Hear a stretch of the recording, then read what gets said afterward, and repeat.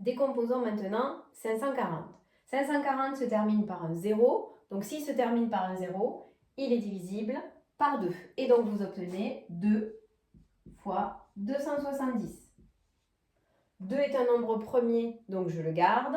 Et je vais décomposer 270. 270 se termine par un 0, donc il est divisible par 2.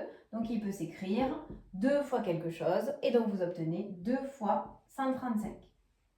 Vous utilisez la calculatrice, sinon vous pouvez poser les divisions. 2 est un nombre premier, donc je le garde.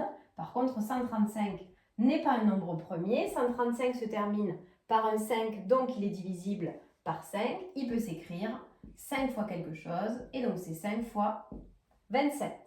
5 est un nombre premier, il est dans notre liste de nombres premiers. 27 n'est pas un nombre premier, donc je le décompose.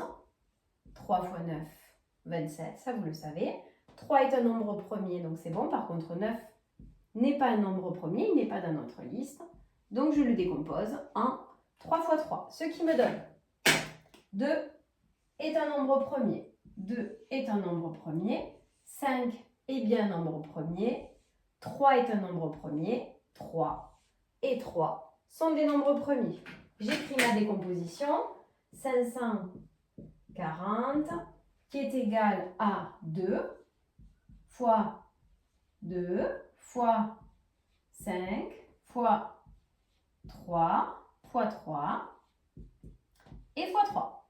Je réécris ma décomposition en utilisant les puissances. Donc là, j'obtiens 2 puissance 2 et donc j'obtiens 3 puissance 3 fois 5. Et donc là, j'ai décomposé le nombre 540 en produit de facteurs premiers.